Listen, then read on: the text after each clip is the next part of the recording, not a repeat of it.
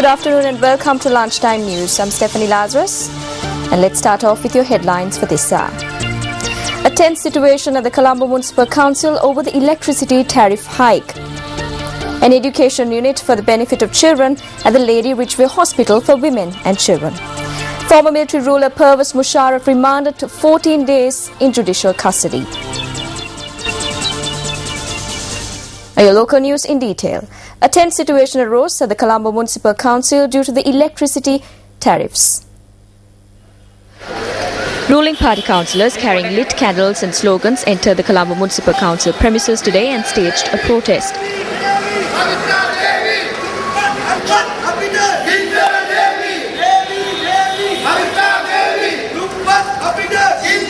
Later, a tense situation arose between the ruling and opposition party members.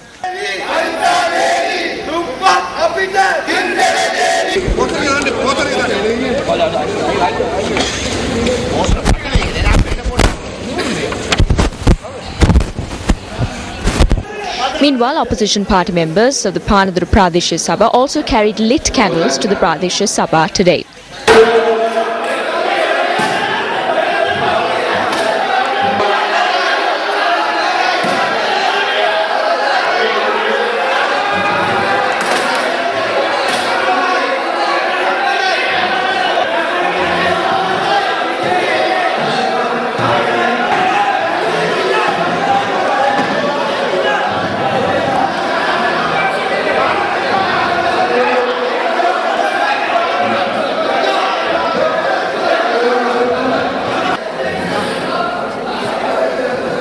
Although the doors to the Pradeshiya Sabha chambers were closed when the opposition party members arrived, the members opened the doors and made their way to the chambers.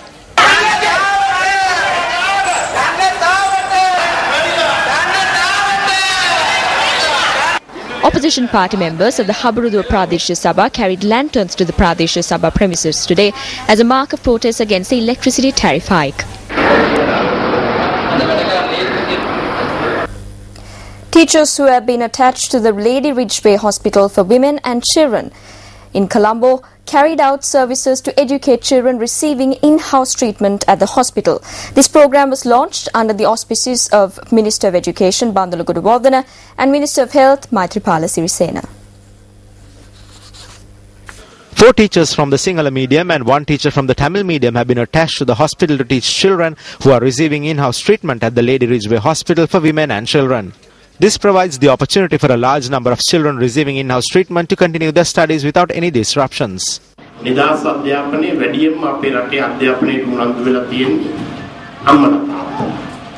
a country where there is free education, it has always been the parents who show a keen interest towards education. Parents have constantly pushed for educational reforms.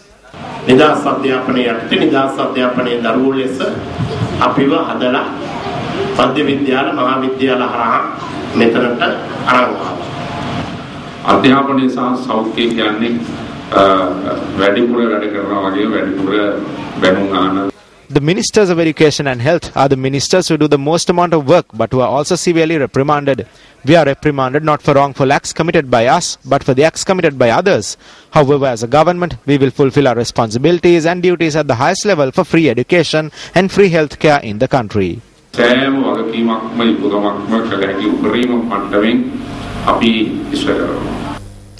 The inauguration of the discussion series on national policy on social integration was held at the Lakshman Kadirgam Institute of International Relations and Strategy Studies in Colombo yesterday.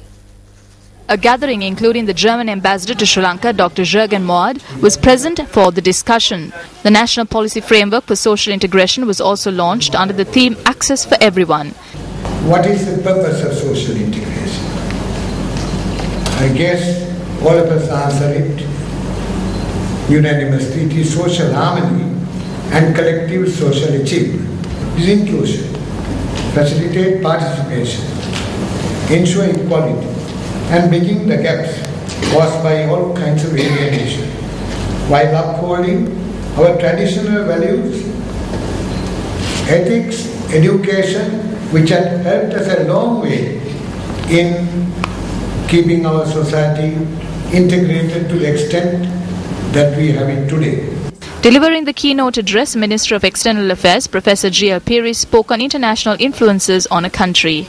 Every country has its own culture, has its own social organization. That is why I want to say that foreign intervention in those situations is entirely counterproductive. I mean, these are the nuances of the national culture, the national context are of overriding importance. And however well-intentioned some of these attempts may be, the perception is also important. As far as Sri Lanka is concerned, we scrupulously respect the identity of other nations. We do not comment on their domestic issues. We respect their independence, we respect their sovereignty, we respect their right to address sensitive issues in their countries in keeping with their own traditions and their own culture and the aspirations of their own people. And Sri Lanka expects reciprocity in that regard. The Geological Survey and Mines Bureau has decided to install an earthquake detector to cover the eastern province. Director General of the Bureau said that this decision was reached after taking into consideration the earth tremors reported from the Vadigala area in Ampara. The Director General also said that during studies conducted into the tremors, no evidence was found indicating that the tremors were caused by activities on the Earth's surface.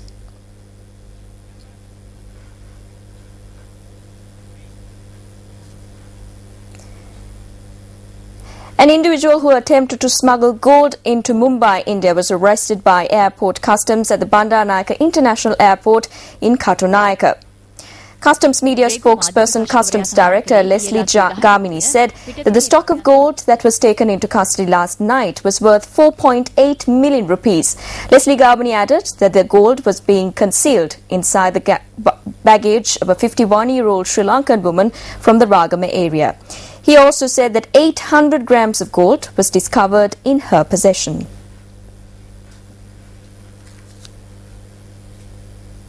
A person died in an accident which occurred at dawn today in close proximity to the Dambulla economic zone.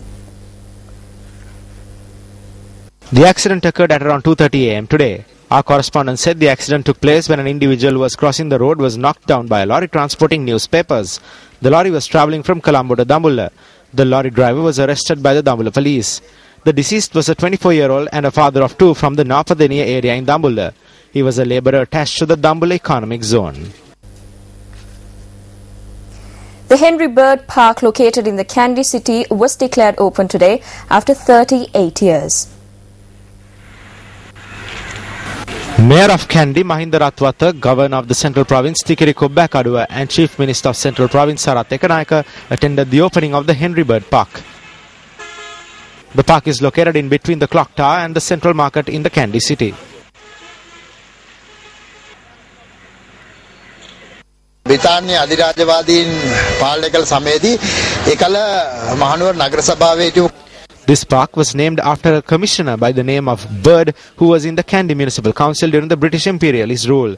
When I proposed 6 years ago for the name Bird Park to be changed, everyone who was in the Municipal Council at the time objected it. However, I firmly believe that this park, which is part of our heritage, should be named after our war heroes. අපේම උරුමාන් කියන අපේම රණවිරුවන් වෙනුවෙන් මේ උද්‍යානය නම් කිරීම සඳහා අපි ඇත්තම සන්තෝෂයි අද වසර 38කට පස්සේ අපි පිටිපස්සේ තියෙන වතුරුමල ඇරලා I am very happy that we have declared this park open after 38 years. This park was in a bad condition, but it has transformed. It has been proposed to name this park as the General Densil Kobbakaduwa Park, and we have agreed to it. We hope to create a new look for the Kandy city while safeguarding its historic significance. රැකගෙනම අපේ දියුණුවක් සහ අලුත් පෙනුමක් මහනුවර නගරයට අපි ඇති කරන්න බලාපොරොත්තු වෙනවා.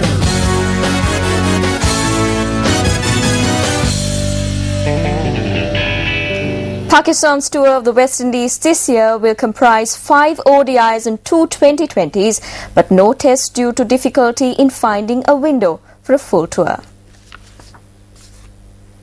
The dates for the tour have not yet been finalized. The WICB president Dave Cameron said he was not happy about the absence of tests, but there was little that could be done. Pakistan were originally scheduled to play 2 tests, 5 ODIs and 2 T20s in the Caribbean in June and July, but West Indies planned a tri-series involving India and Sri Lanka, which shortened the window.